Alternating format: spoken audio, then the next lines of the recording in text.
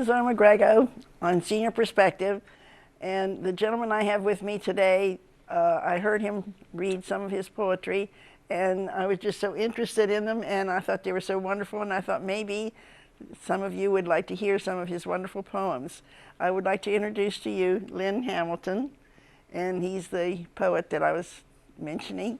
So maybe you would like to, do you want to tell us a little something about yourself, Linn? Well, I was on the farm for about 20 years, sold the farm in '97, and got started writing poetry while I was on the farm. So a lot of these, especially the scenic ones, they go back to the farm. And after that, I was with the medical field for 10 years. So now I'm retired. So I've been writing for about 20 years. Oh, a lot of poems. Yeah. Okay, when did you start writing them? When you were on the farm? Yeah, I started about 1990 when I was on the farm. And this first poem was written to a 8-year-old who was over on our farm. His father had brought him over. His father drove the truck, and we were going back to get the cattle. And the little 8-year-old, he looks up through the window and he sees the moon. It's out about 10 o'clock in the morning. And he says, "Well, where does the moon go?" So then I wrote this poem. Wrote the poem to answer his question. Well, we'll hear that in a little bit then. Okay. So, is there anything else you want to tell us about yourself and that before you start reading your poems? No, not much to tell. Just had some interest in poetry when I was in college, and it sort of kicked in later in life, you know. Is that why do you write? I mean, to express yourself, or? Well, you sort of have to do it because it comes to you, and you have to write it down. And it's sort of mysterious in a way, but that's the best answer I can give. It sort of rings in your head and you write it down. Oh, because I could never rhyme things, like you would never end up with a sentence to rhyme with the next one. I mean, I'm just not that way. Well, you get better as years go on, you know. As you practice anything, it gets better. But I guess that's originally what started me off, you know. I just sort of felt I had to do it, you know. So do you have a favorite poem, or are they all your favorites? Well, they all tend to be favorites. I like this, "Where Does the Moon Go?" pretty well.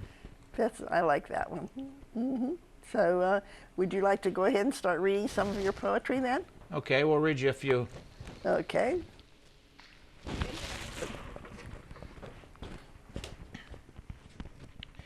Where does the moon go?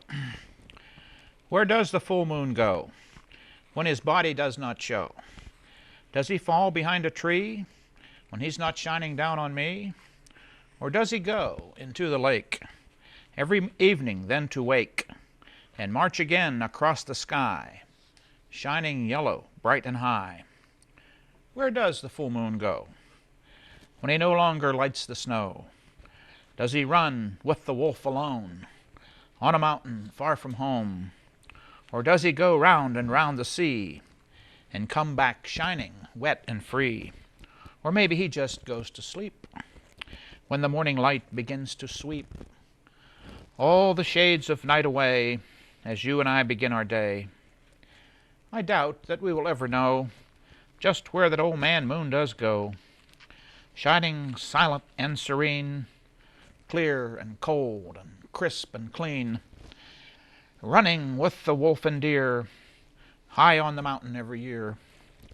Now if you come upon his tent, let me know just where he went, as he shines upon the cold sea flow and guides the gray whales as they blow. Or if you catch him by the hand, let me know just where is his old moonland, and why we see him in the night, giving lovers his soft light. I have a series of poems which are written for the children in mind, and the second one is the children's is Herald of the Morn. The cock is herald of the morn. Every time a new day is born, he takes credit for the light, crowing hard with all his might. To his cock-a-doodle-doo, the sun shines on the morning dew, and all the birds begin to sing whenever his crow does ring. From the valley to the hill, his cock-a-doodle-doo is shrill. A little rooster, puffed with pride, takes credit that the night has died, and struts like a bird of prey before the morning every day. This little chicken has no shame. He thinks he began the game, and he has small regard for the others in the chicken yard, for without his sterling cry, the night would live and never die. As this rooster struts about, the lights of all the stars go out, and right before the sun is lit, this feathered Aries has a fit. Up before the east is light, when the stars are not so bright, he comes with a trumpet in his throat to proclaim his lofty note. And from this habitual show, his reputation starts to grow. Far above his mundane station, he becomes the herald of creation. Instead of just a chicken dinner, he's regarded as a winner. Instead of the king of barnyard tramps, he's lighter of the morning's lamps. There's no competition for his title, and his reign is firm and vital. For who would herald in the day if this chicken went away? Enshrined by the holy word, this little chicken's note was heard the night the Savior was denied, when St. Peter lied and lied. There is no one of more renown, be it horse or cow or hound.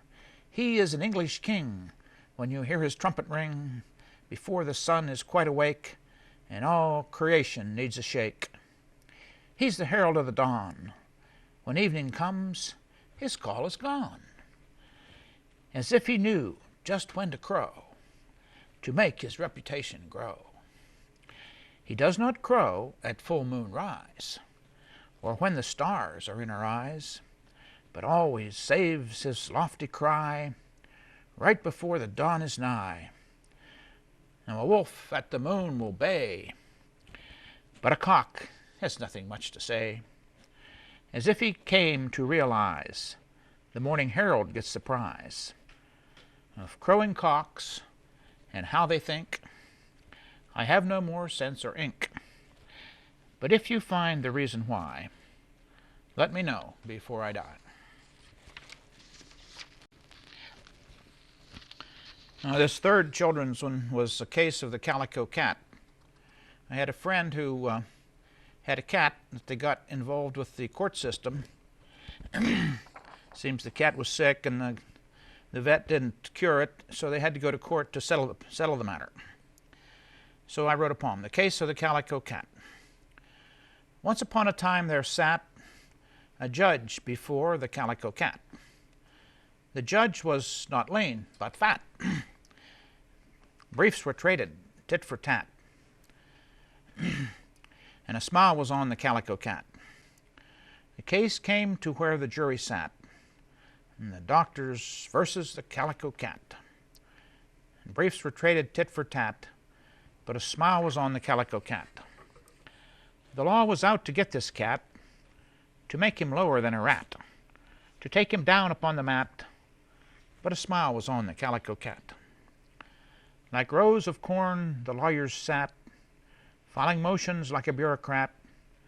Their hostile words came, rat-a-tat-tat, but a smile was on the Calico Cat.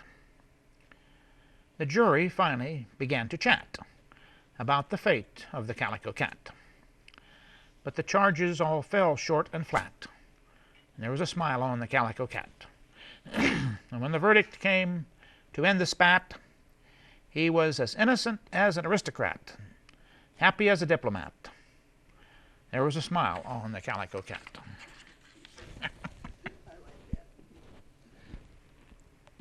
Now, my son, when he was growing up, he had a dog. He had a little hunting dog called Heidi. So we wrote a poem about Heidi. I have a dog named Heidi. I love to see her flee deep out in the snowdrift with floppy ears so free.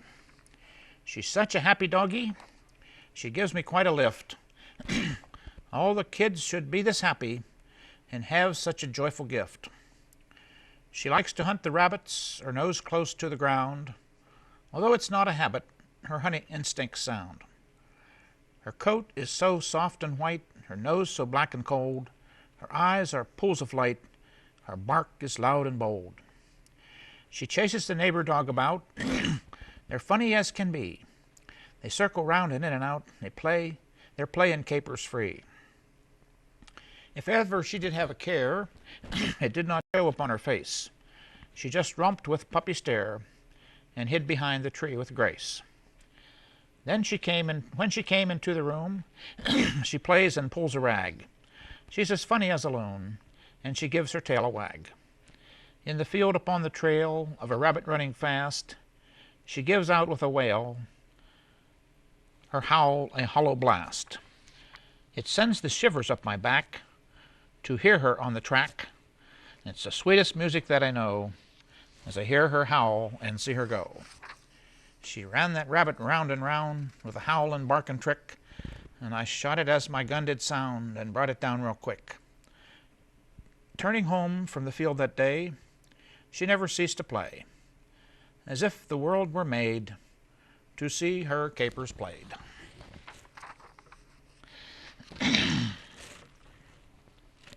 And sometimes you get to writing about poetry, so we have several about that. I wrote a song about the country, which pretty well tells you about me and the country, I guess. Excuse me, this throat's giving me a trouble. So I call it a country song. My heart is in the country, out there behind the tree. There's nothing else but country in all the world for me. My spirit tends to get real high, up where the red hawk likes to fly, or sometimes it will go where the purest waters flow. Other times, just before the dawn, when all is dark and still, I can hear my spirit singing with the lark out on the hill. And just when day is dying and the night is coming on, I can hear my spirit singing another type of song. It walks along the deer trail and goes beside the doe and sings a happy tale where the evening shadows go. And when the snow is blowing and all the trees are white, I can see my spirit shining in the winter scene so bright. And when the crocuses are creeping and through the soil in the spring, my spirit ceases sleeping till the bells of autumn ring. If in country cliffs and canyons where only eagles dare, my spirit likes to glide upon the pure thin air. There is a freedom in the country which any fool can see. And you can have your city, 'cause it just ain't for me.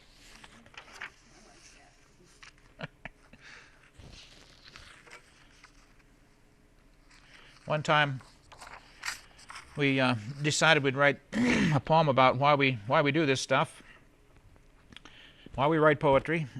I called it Poet's Pain.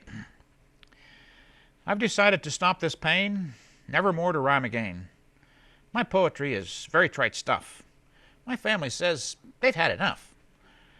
I have trouble hitting Shakespeare's mark, or measuring up to Keats's art, or knowing the meaning of time and setting it all down in rhyme.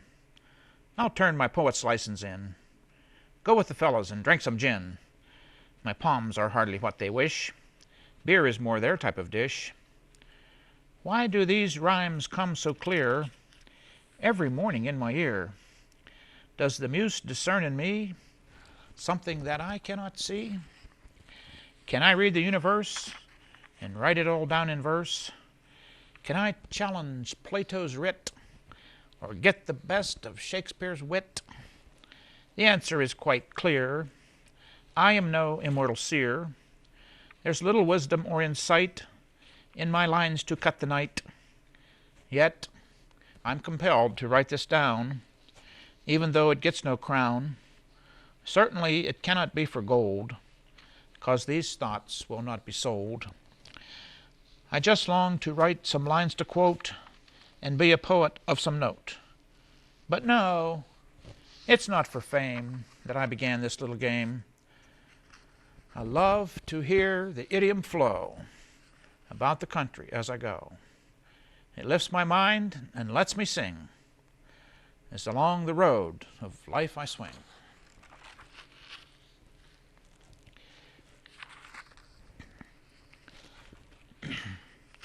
And I wrote another one. I guess the critics didn't like my poems, so I wrote one to the critics. A poet I am not. I am not a Whitman or a Poe. My lines have little force, I know, and the path less traveled by eludes me no matter how I try. I set my words down, every one, without any scheme or pun, hoping that the muse will hit and jazz my scribbles up a bit. But alas, it is not to be. You'll get no poetry out of me, and Frost and all his kin can all make fun of Linn. Poe and Walt need have no fear. My poems won't bring a tear, for all the spirits in the sky fly the coop when I come by. There is little promise in my line that it will brave the sands of time. My words are lifeless, limp, and lame. My critics say they're all the same. I am like a blind man with his cane, out here in the driving rain, with no spirit and no juice to let a magic image loose. So without an inspiration, I plod with sheer determination, watching words fall from my pen, just writing words down once again.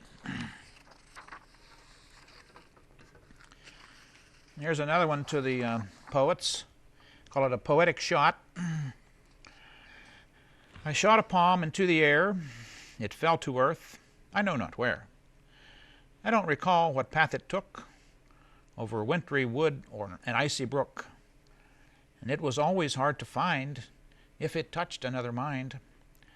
But there was no doubt as it flew away, it would inspire another one some day, to set ideas free and wild in the imagination of some child, to learn what a poem could say and maybe bring a better day.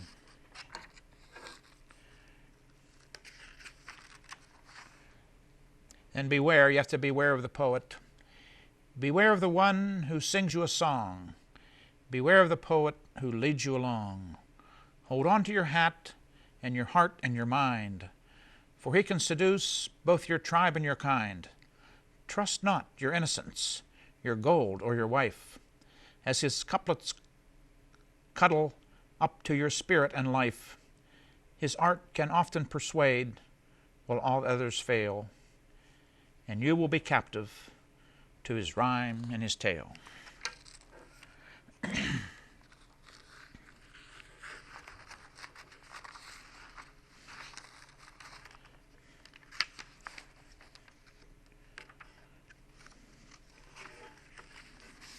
Guess I'll switch over to the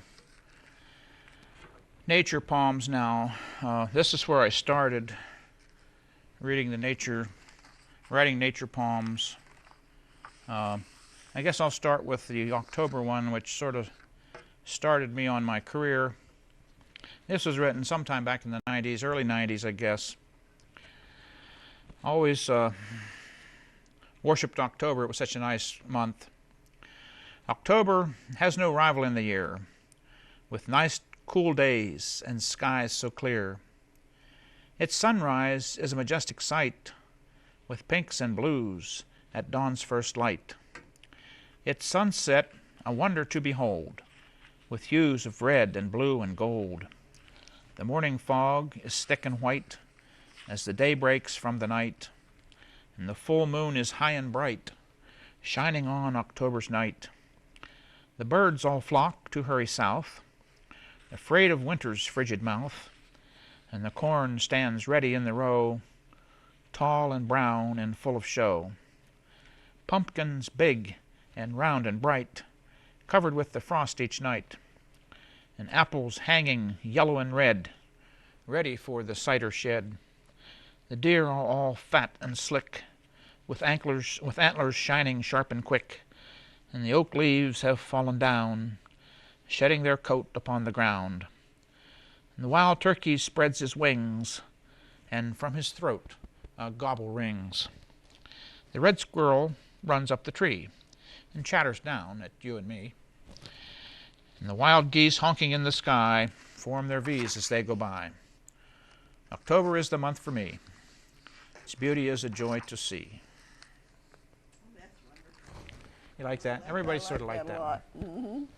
There's so much color and everything to that. October's a beautiful month. And we have to do one on April and May, perhaps. April's breeze. The daffodils stand row on row, swaying softly to and fro, in the fine breezes of your day, and in the sun now on display. Bring your kiss now to my face, and let me see you every place, on the Forsythia in the lane, in your evening wet with rain, and place your hands on trees and grass, and let the power of your rebirth pass to all that lives in land and sea, to flowers, birds, and then to me. O April, you bring such joy, there is no rhyme I can employ to thank you for your sweet sojourn every year when you return. And although couplets will not suffice to praise your days both warm and nice, I salute you just the same and sing your praises once again. And another one on the April day. Shakespeare loved the April day. The warmth of your April day comes to take my cares away, to usher in the balmy spring with flowers, birds, and everything, to coax new life from the land along the road on either hand, to brighten with a smile every step and every mile. I feel your April breeze, see it gently sway the trees, feel its warm and soft caress, and revel in its loveliness. Where you spent the winter time, when sun and ice were in their prime, where you hid your pleasant face, when the north wind ran his race, where you slept out of view, I will never question you. You are such a welcome guest, we have no quarrel or contest. Just walk and talk and stay forever and a day, and kiss me with your April rain till I'm happy once again. Drop your sunbeams on my head and waken flowers from the dead, beckon all to come anew, fresh life from the morning dew. I will never weary or retire from your restoring fire. Sing your music in my ear. Let me hear it for another year. I like that. Did you like that one? I like that. Mm-hmm. It's the beginning of the year. You have the beginning of the year and the end of the year. Yeah, they usually like that one. And I wrote one for the Forsythia. It's always usually the most noticeable spring flower. There's others, but Forsythia sort of bakes the drum roll, you know. Your golden color just explodes along the walkways and the roads. In stark contrast it does proclaim spring is coming once again. In a wintry scene all dark and dreary, that bleary eyes find oh so weary, your colors come like a drum, saying winter must succumb to April's tender soft caress, to the color of your loveliness. For no eye can fail to see your banners under every tree. Heavy too must be the heart that fails to esteem your art, that is not lifted to the sky as he walks or passes by. Your beauty is painted on the land, and breathlessly it does command all the couplets I can pen to sing your praises once again.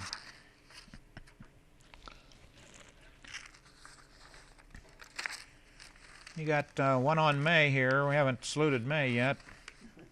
We don't want to forget that month. Don't want to forget May. It's called The Road to May. It starts before May. The winter wind came. I wrote this in the 90s. It's fairly old. The winter wind came one day and tossed a snowstorm my way. It placed a coat of downy white on everything within my sight.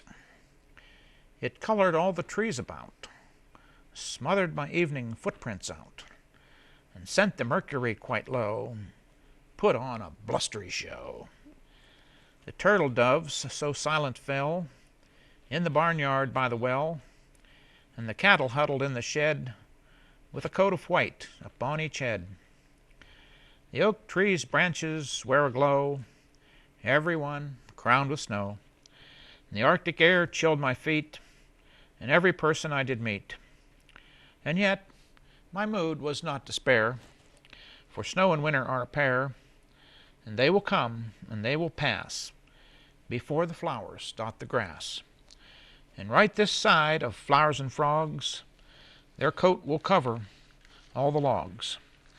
But one day they will pass away as we ride the road to May.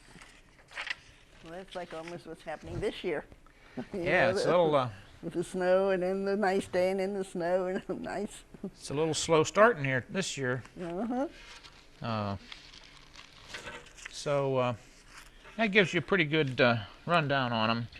I skipped a couple there, but I guess that should finish up. You have any questions? Why? Well, they were wonderful. I mean, you just take things right out of the air, and to be able to write about them, I mean, it's a wonderful gift. Yeah, once you get your rhyme schemes down and your style down. Now my style is the same, you know. I don't write like Shakespeare. He was free verse, and some of these other people, they don't rhyme, you know. Frost said a poem without rhyme is like a wagon without wheels. Yeah. So I tend to agree with him there, you know.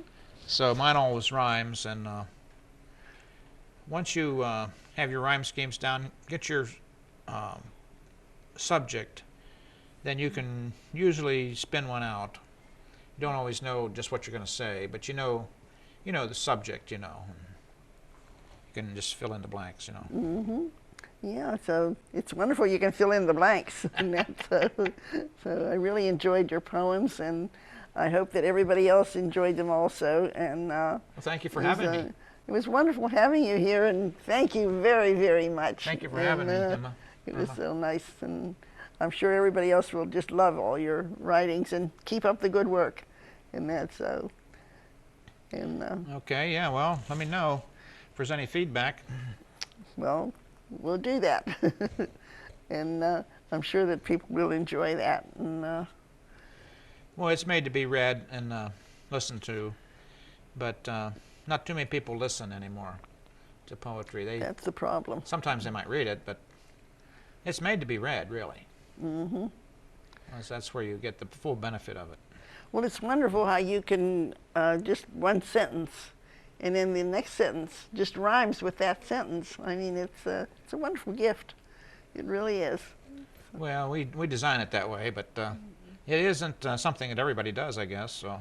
Oh, that's for sure. Well, thank you again so very, very much. And thank you.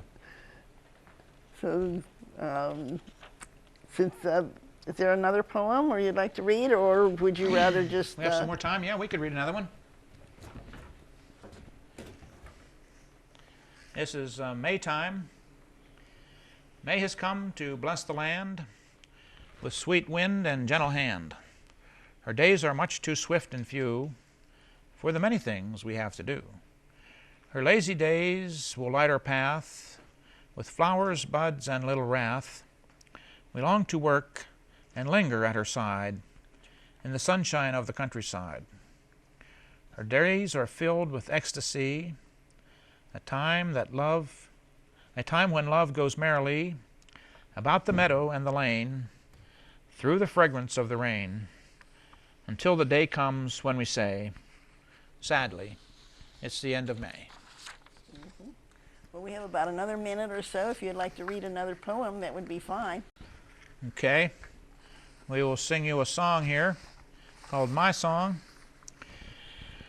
I will sing a song to you, as gentle as the morning dew, as clear as any bell could be, as majestic as a mountain tree. It will leap with harmony, like a Mozart symphony, and ring with more melody than any tune from memory.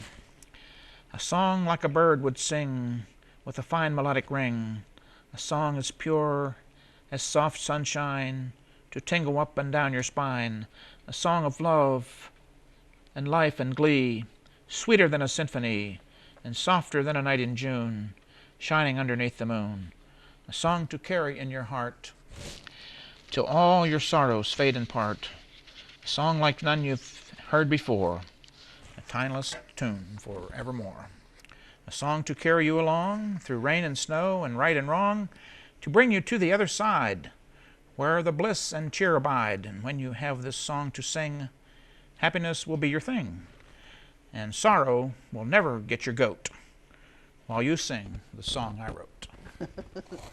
Well, thanks again very much, and I'm sure that you have brightened up somebody's day when they hear these. Well, let's hope that it was rewarding. I enjoyed it very, very much, and I hope that the others will also. And it's just something different than just to interview someone. I mean, to have somebody that has your talent. I mean, it's you don't run across too many people like that.